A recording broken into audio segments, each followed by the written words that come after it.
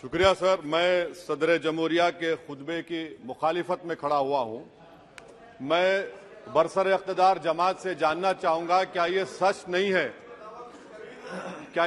नहीं है कि आप ही के आदाद शुमार 75वां NSSO का डेटा ये कहता है कि 25% मुस्लिम बच्चे पैसों की गुर्बत की वजह से तालीम से ड्रॉप आउट हो जाते हैं। क्या ये सच नहीं है कि 7 साल से ऊपर जो बच्चों का खवानगी का तनासुब है तमाम मज़ाहिब में सबसे कम मुसलमानों का है? क्या ये सच नहीं है कि ग्रॉस अटेंडेंस रेशियो तमाम मज़ाहिब का सबसे कम मुसलमानों का है? क्या ये सच नहीं है कि सबसे कम एनरोलमेंट जो होता है वो मुसलमानों का है? क्या ये सच नहीं है कि AISHE की रिपोर्ट ये कहती है कि हायर एजुकेशन में मुसलमान का तनासुब 5% से 4% पर आ चुका है? और ये सरकार इन तमाम आदादो शुमार को देखते हुए, इनके आदादो शुमार को सामने रखते हुए सदर जमहूरिया के खुतबे में लफ्ज अक़लियत का, माइनॉरिटी का जिक्र भी नहीं किया गया, जो भारत की आबादी का 19% का हिस्सा है।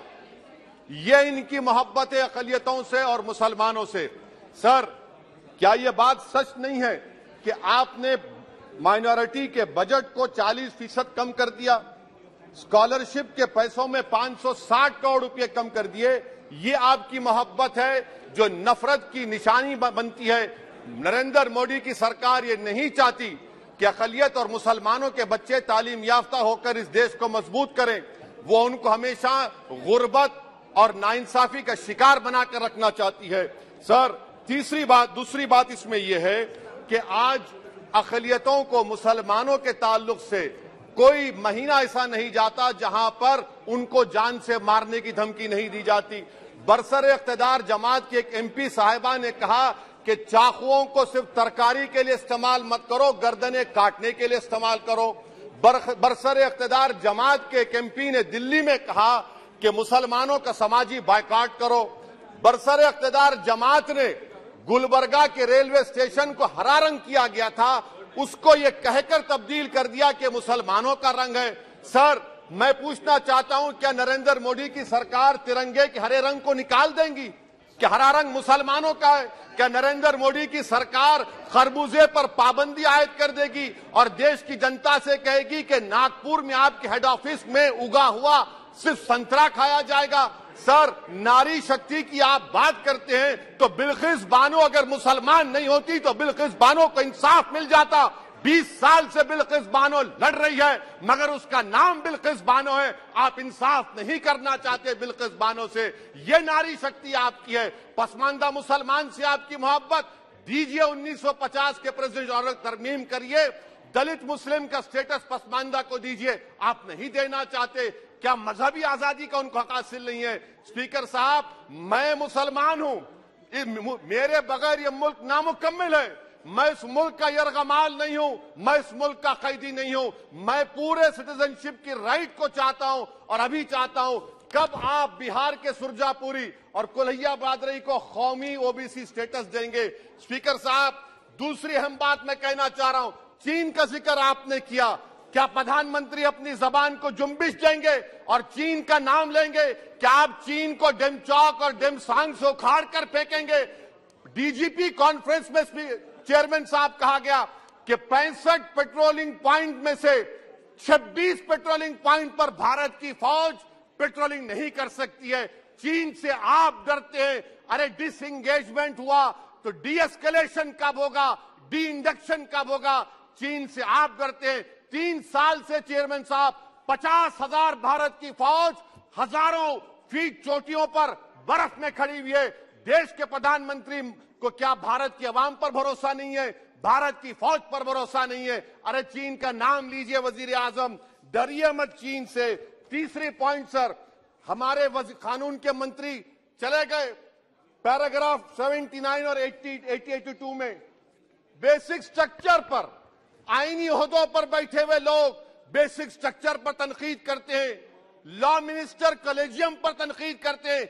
इस ऐवान में जब NJSE का बिल आया, मैं वाहिद MP था, अब याद होगा आपको, जो मैंने कहा था कि भारत के संविधान के खिलाफ होगा बेसिक स्ट्रक्चर के। इंदिरा गांधी से सबक हासिल करना चाहिए। इंदिरा गांधी कहती थी कि जुडिशियरी मेरी पाबंद होना। अब नरेंद्र मोदी कहते हैं कि जुडिशरी मेरी वफादार होना।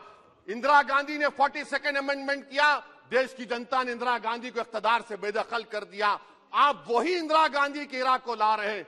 आप बताइए स्पीकर साहब, क्या ईसाई मानने वाले व्हाइट टेरर हैं? क्या ईसाई मजहब के लोग व्हाइट टेरर को फरोग देते हैं?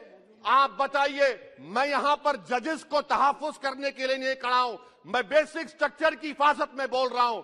मैं अदलिया की आजादी के लिए खड़ा हूं, मैं एग्जीक्यूटिव की आजादी के लिए खड़ा हूं, लेजिस्लेचर की आजादी के लिए खड़ा हूं। चेयरमैन साहब, कोर्ट का काम ये नहीं है, जजेस का काम ये नहीं है कि नरेंद्र मोदी सरकार की मदद करे। अदलिया का काम यह है कि इस देश की कमजोर और मजलूम आवाम से इंसाफ किया जाए। चौथा पॉइंट स्पीकर साहब, यहां पर एक बड़े सरमाएदार का जिक्र किया गया है। क्या यह बात सच नहीं कि कांग्रेस और बीजेपी ने ओलिगार्क्स को पैदा किया? आप दोनों ने मिलकर ओलिगार्क्स को पैदा किया। आज इसी वजह से 60% मुल्क की दौलत 1% जनता के पास है। आप दोनों ने बैठकर मलाई खाई और गरीब और नौजवान पिस रहा है। अरे बताओ, ये जो 28 लोगों की लिस्ट है जो देश का पैसा खाकर भाग चुके हैं या बैठे हुए, उसमें कोई मुगलों का नाम है क्या? कोई मुगलों का नाम नहीं है, मगर आप उस पर कुछ नहीं बोलेंगे।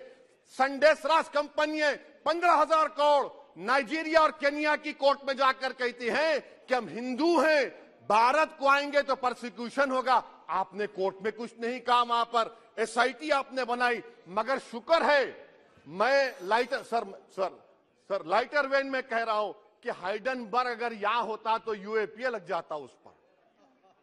और सर, मैं नरेंद्र मोदी सरकार को मशवरा दे रहा हूं लाइटर वेन में कि ये अंग्रेजी का अल्फाबेट ए बड़ा अशुभ है आपके लिए। AA को आपने कहा कि बेटा फाइटर एयरक्राफ्ट बनाओ, बैंकरप्ट हो गया। अब कैपिटल ए को आपने 17 इंडस्ट्री दे दिए, हम पूरे विश्व में मार्केट कैप हमारा 5वें नंबर पर आ गया। सर, देश के प्रधानमंत्री से बताना चाह रहा हूं कि वजीर दाखिला का नाम भी ए से शुरू होता है। मैं खत्म कर रहा हूं। मैं स्पीकर चेयरमैन साहब, मैं सरकार से पूछना चाह रहा हूं कि क्या जनवरी 2024 और फरवरी में क्या ये सरकार थर्मो न्यूक्लियर ब्लास्ट करने जा रही है? क्या आपने हमारे अतराफ में देख लिया कि उसके अवाक़िब और नताइज क्या निकलने वाले हैं? चेयरमैन साहब, मैं आपको बता रहा हूं कि चीन के बारे में क्या हमको बीबीसी की रिपोर्टिंग की जरूरत पड़ेगी, जिस तरह 2002 गुजरात के बारे में कहा गया। स्पीकर साहब, अकलियतों के बारे में, मुसलमानों के बारे में एक शायर ने कहा था, आग से आग बुझाने को कहा जाता है, जख्म पे जख्म खाने को कहा जाता है। हम वफादार है बताने के लिए, हमको अपना सर कटाने के लिए कहा जाता है। सर, देश के प्रधानमंत्री पूरे फॉरेन टूर में जाते हैं, वहां पर गांधी का नाम लेते हैं।